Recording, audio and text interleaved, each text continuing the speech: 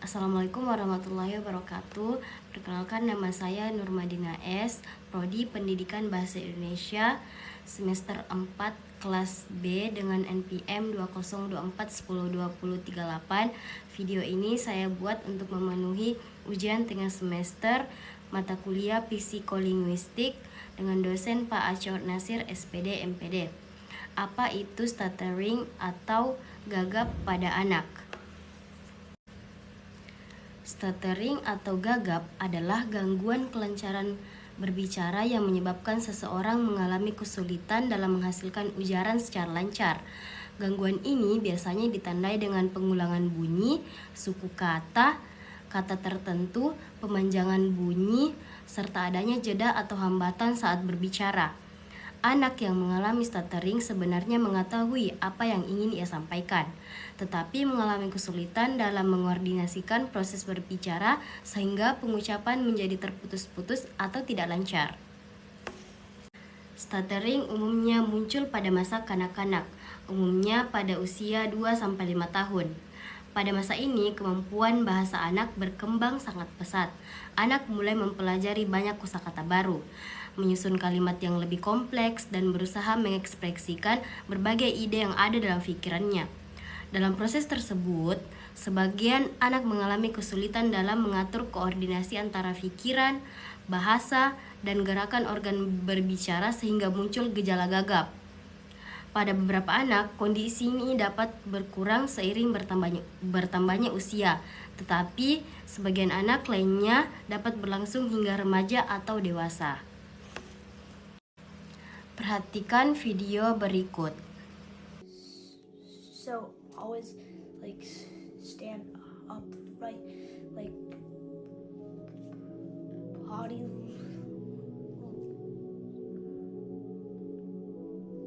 language, and get their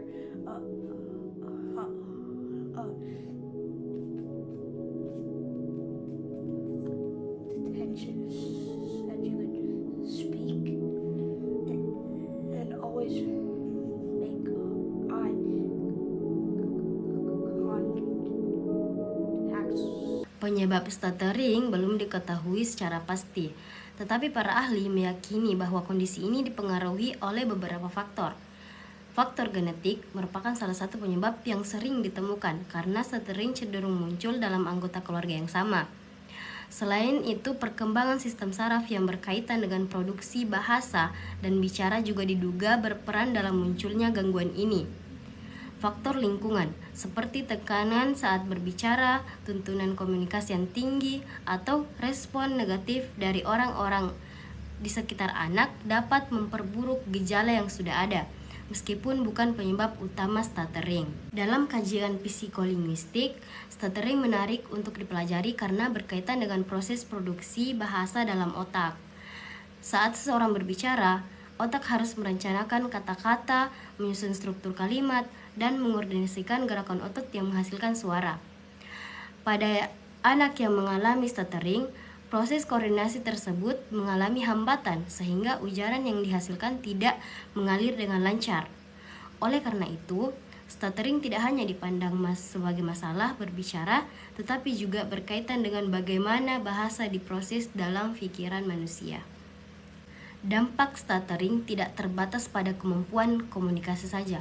Anak yang merasa gugup dapat merasa malu, kurang percaya diri, atau takut berbicara di depan orang lain.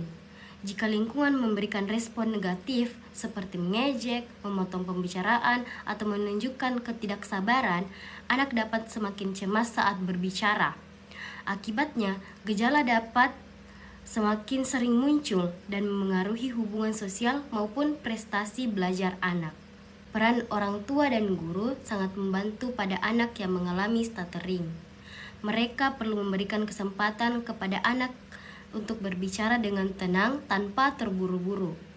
Mereka mendengarkan penuh perhatian dan tidak menyelesaikan kalimat anak secara terpaksa. Lingkungan yang mendukung dapat membantu anak merasa lebih nyaman dan percaya diri dalam berkomunikasi. Jika stuttering berlangsung dalam waktu yang lama atau semakin mengganggu aktivitas sehari-hari, konsultasi dengan terapi wicara dapat menjadi langkah yang tepat untuk membantu mengurangi gejala yang dialami anak. Menurut saya, stuttering pada anak merupakan kondisi yang perlu dipahami dengan baik oleh keluarga dan lingkungan sekitarnya. Anak yang mengalami gagap tetap memiliki kemampuan berpikir dan memahami bahasa seperti anak lainnya. Oleh karena itu, mereka tidak boleh dipandang rendah atau dianggap kurang cerdas. Dengan dukungan yang tepat, kesabaran, dan penanganan yang sesuai, anak yang mengalami stuttering dapat berkembang dengan baik serta mampu berkomunikasi secara lebih percaya diri dalam kehidupan sehari-harinya.